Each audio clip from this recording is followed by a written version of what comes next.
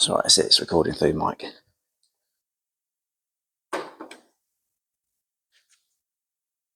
How's that look, alright? Yeah. Right then, guys, settle in for story time, because this one's going to be a bit of a weird one.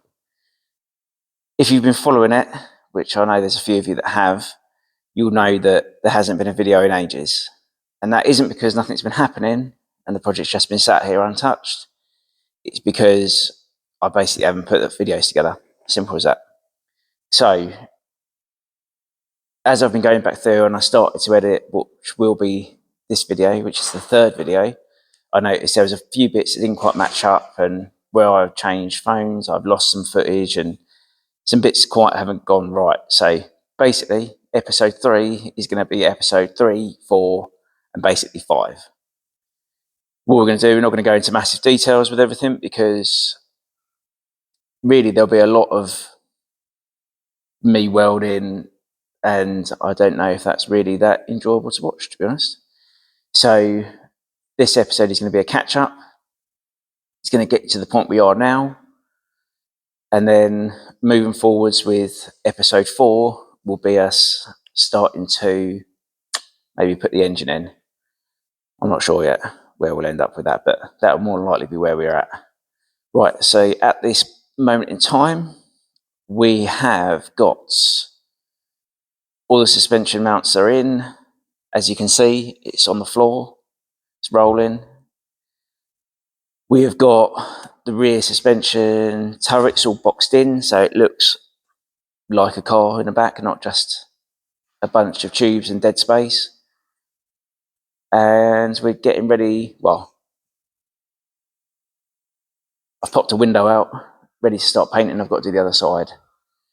What we're going to do is we're going to get the inside painted, then we can get the engine in, and then we can start moving forwards with wiring and ancillaries and all that sort of good shit. But right, let's start the catch up, the montage, and yeah, I'll catch you in a bit.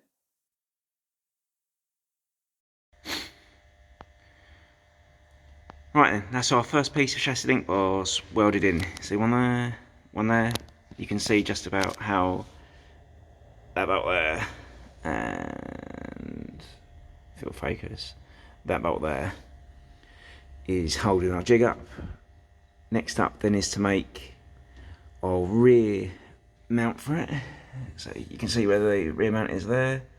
We're going to come up off of that chassis rail, it's going to drop down and then across. And then obviously onto that side there as well, and across. What we'll do is we're going to get that basic sort of U shape in there, and then we're going to move on to the engine mount stuff, because they're going to come there, and the gearbox mount is going to be floating in space around here somewhere. What we want to do though is we will want to put extra strengthening in. So there'll be a plate that goes across here, or there'll be a bar, sorry, that goes across here, joins the chassis, triangulates into it. There'll be all sorts of strengthening put in and bracing, but we need to get some of those solid fixtures in first before we can really start adding extra strength to it, because we don't want to put something in the way of something that needs to be at a certain point, like engine, gearbox. Those things are definite, we need to have space for them. So, well, not only do we need to have space for them, they need to go in a certain orientation to make everything work, otherwise our drive shaft angles and everything will be all shit and we'll end up destroying drive shafts, etc. So, let's crack on then, get our bars made for this U support, for the rear subframe, and then we can look at cracking on and getting our engine mounts in, which is going to be amazing.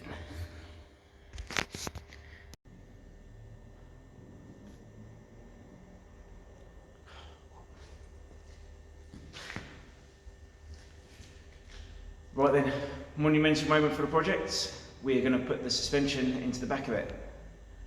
Let's get it done.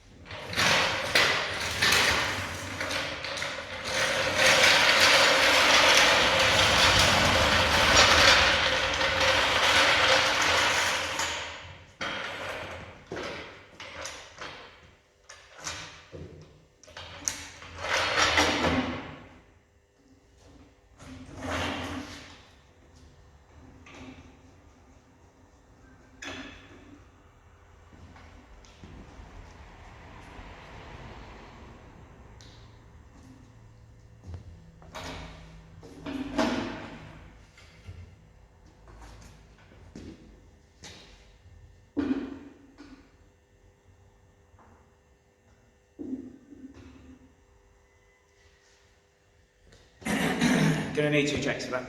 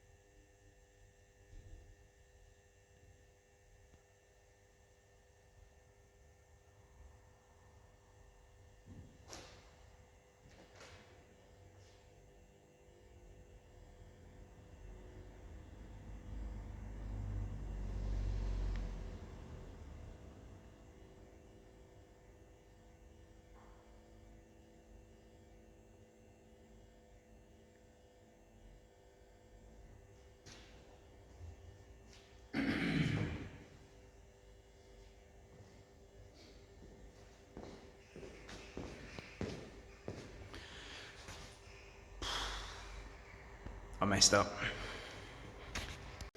So from this angle here, you can see why I'm an idiot. You can see the suspension bush is well in the way of our mount there. So the bolt hole is above it. What an absolute helmet. Right, back to the drawing board. Right guys, you can see here where I've managed to unmess it up. So, we've got our notch now so that our arms can fit up in the hole. You can see there that we've got our bolt coming down and it's cut or held it inside that tube there. There will be some framework and extra brace and stuff that goes into it, but we're going to concentrate on getting more stuff in place, I suppose is probably the best way to word it, so that we know what room we've got. And really I've probably said it 1,000 times already, but I'm just trying to future proof, so I'm not making stuff to then remake it when I realise I've put something in the way of something that needs to be there or something I need space for. So yeah, right, let's chuck the subframe up and you can see how it all goes together.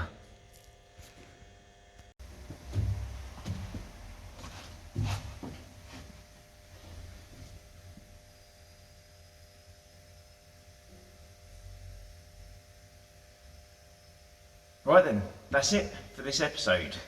So as you can see, the subframe is bolted into the car. So now that is everything that we need to have the car roll in. I'd set the target that I wanted it to be in a position it could roll for the end of January, which I achieved, so I was really happy with. I'm trying to keep myself some sort of, I was going to say loose targets, but really they're not loose, they're fixed targets. So I'm trying to get to a point each month with the build. So obviously this month it was getting the subframe in, getting the suspension in, so it could be rolling, which we've done, so happy days. Next month's target and the next episode is going to be to get the engine, or mock engine, bolted into the car. So we can have a busy month trying to get that done, because February is a short month. What that's going to include is going to be making the engine mount sit off the front here, making a gearbox mount which is going to float around about here, and then yeah, throwing it in. Obviously the rear gearbox mount is built into the subframe, so that's there already, so we don't have to worry about that, which is another benefit of using the standard suspension, etc. So next video we're going to be starting by making the engine mount, so I'm going to start now actually. So let's take it off. I'll see you on the next video, and I'm going to go cracking. Catch you in a bit.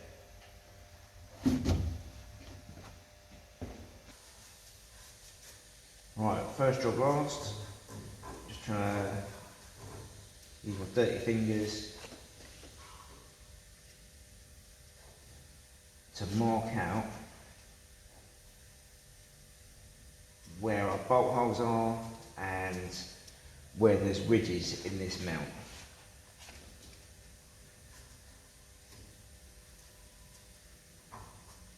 What we need to do, we need to consider where the travel is on the wheel. With that out of the way, you can see that this is angled here. So we need to consider that with how we're making our plate. What we'll do is we'll transfer this line over to our steel, and then we can get this section done. When we come to put it into the car, however, what we'll do is we will be mounting the wheel onto a shock, and we'll jack that up to its fully compressed height, I suppose you could say. So then we know how much clearance we need to give ourselves and how we need to make the plate that's actually going to go into the car itself. So we'll quickly turn this over into a piece of steel, drill some holes, cut it out, etc, etc.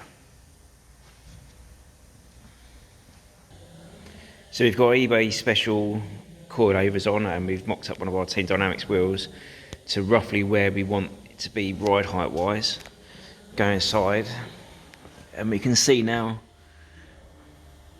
what we're going to be facing chop wise. So from the original turret height, we're not actually too far off. The plan is though, we're going to chop up to the bracing for where the cage joins into the turret in sort of a diagonal down to the line of the engine mount. Hopefully that should give, well, not even hopefully, that will give us plenty of clearance for any extra suspension travel.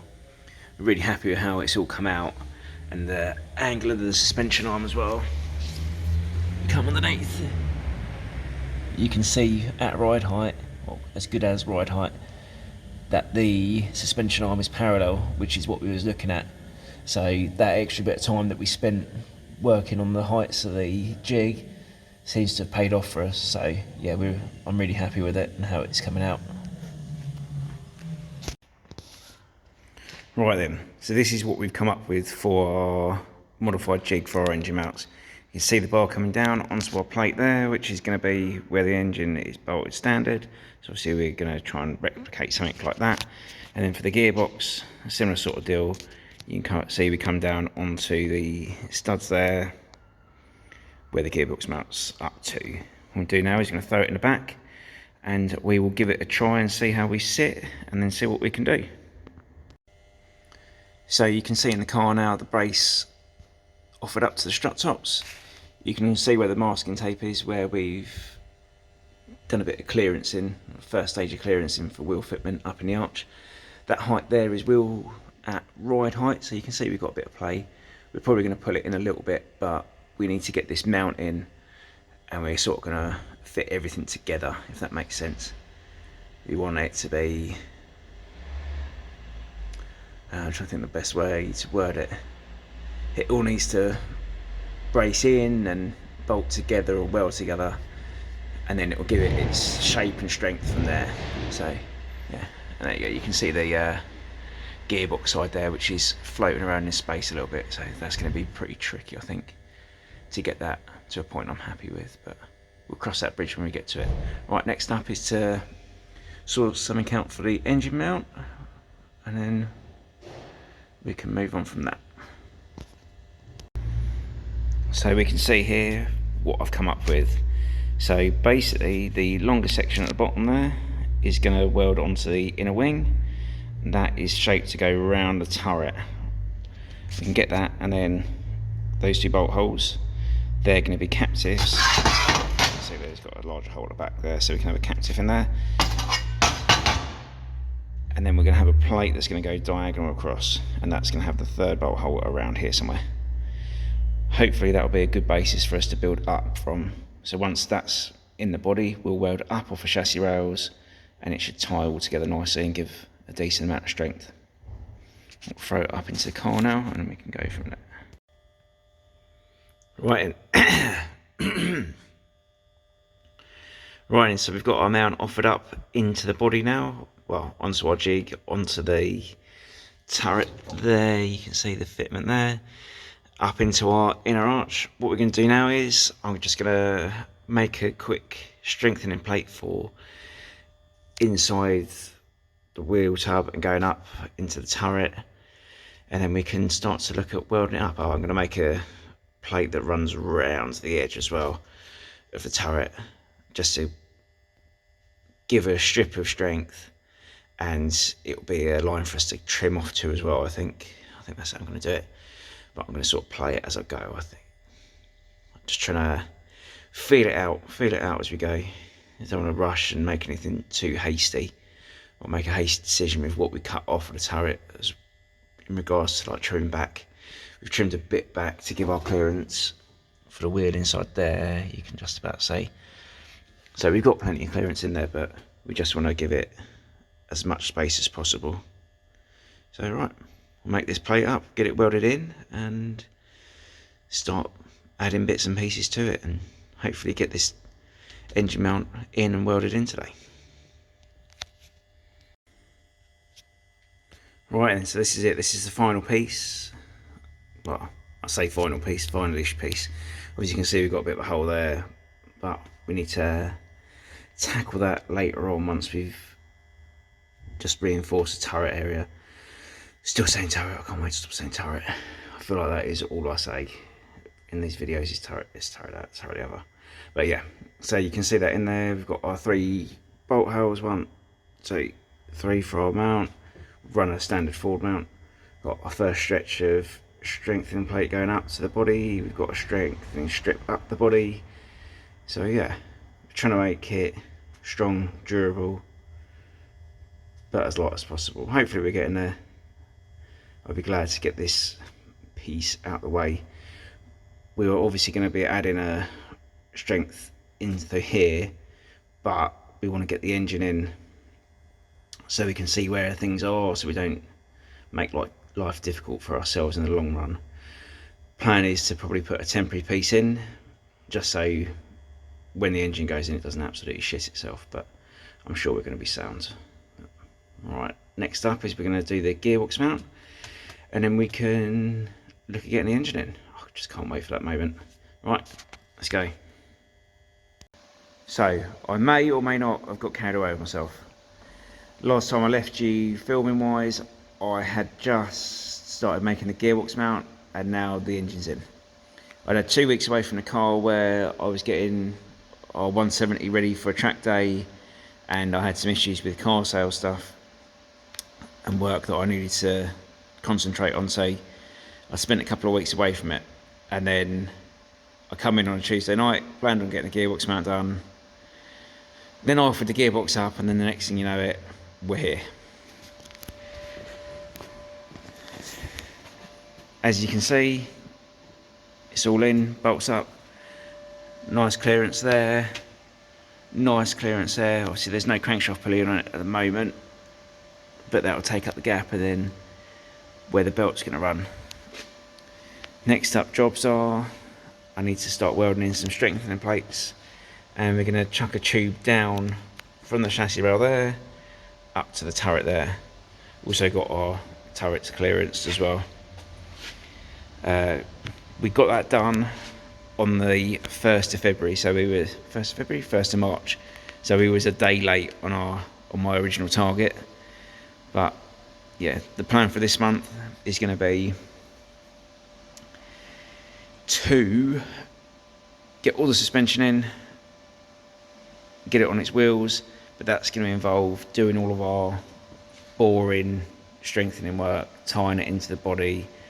So yeah, hopefully we'll just document bits and pieces as we go for that, but it's not really going to be an exciting month, March. So now we've got our top mount bracket made. Well, now I've got my top plate. Now I've got my top mount strengthening plate made. Just got to weld that in tomorrow. It's late now and I don't want to set fire to the garage and walk away, go home. The garage burning down, and I've made disconnecting tube and the foot plate for that. So tomorrow morning I'm going to get in and I'm going to weld it all in. Then we can move on to this side. I've made my tube. I've just got to make the foot, and well, you can see I need to finish making that as well. But tomorrow's job is going to be weld all that together so we can get that section buttoned up.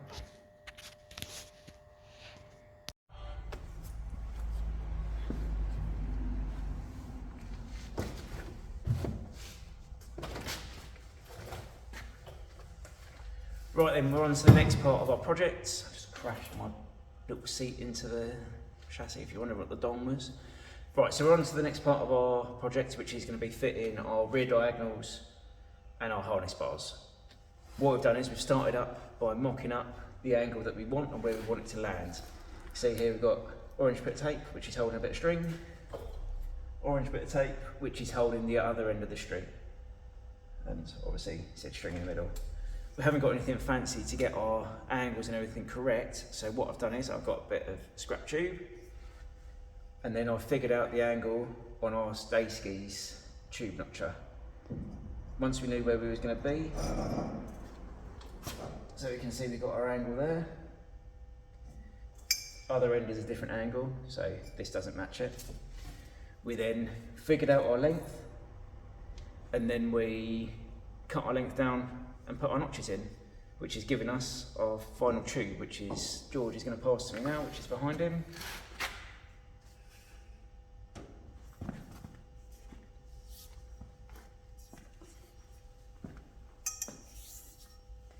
Which fits, crashing in.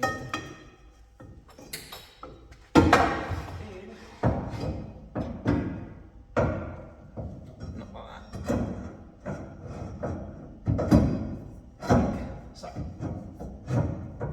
So fits in like that. It was a bit of a fanny about, I'm not going to lie, I did mess one piece up first, but it was a bit of trial and error. I messed it up beforehand because I didn't use my string technique. I just tried eyeballing it and figuring it out as I went. So yeah, you live and learn. It won't go to waste, so the piece that we used, it'll go into probably making seat mounts. But yeah, You can see that curtains nicely now. So next up will be clean the bits of cage off and then weld it in. It's a bit dark in there, but as you can see, that's the rear cross brace in now. Next job is going to be to weld in harness bars. We can see roughly where we're going to need them, but we'll get that offered in next weekend, I reckon. Maybe I'll do it during the week before work. We'll see how things go. But yeah, I'm happy with the progress. It was a morning job really. So yeah, we're happy with how it's turned out.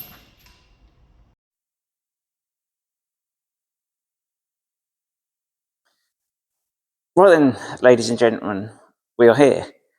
The cage is now very green, which I didn't film any of it. The rest of the body is very primer. We might come back to that. It might go storm grey, like the Mark III Focus STs. I can't fucking make my mind up, I'm sorry. I was just going to leave it primer grey, but I don't know. It's not doing it for me. The cage, though, I love the green of the cage. It's the same as my rallycross car. So that is definitely staying like that. Thanks very much for staying with this if you've managed to get this far, because I can imagine it's been really hard work to watch. Filming wasn't good. I know in the comments, I normally get people, you get the odd person will say negative comments. Yeah, I agree with probably everything you're going to say. Sorry about that. Shit happens. I am trying. Well, not to my best ability though. But that's done now. Onwards and upwards, we're moving on. Next video, which I'm going to start filming in about 20 seconds time, is going to be a good one, and is where the fun should start happening, and it should start being a little bit easier to follow, film. Yeah, follow and film. Should be a bit nicer to actually do the work as well, because it's not in and out and time consuming. Well, as time consuming as it is, but this is more of my bread and butter work, what I've been used to. I wouldn't say good at, because I don't think I'm too bad at this, but what I actually am really good at. So hopefully it should be able to move a little bit smoother. There won't be so much fanning around, but yeah, on to the next one.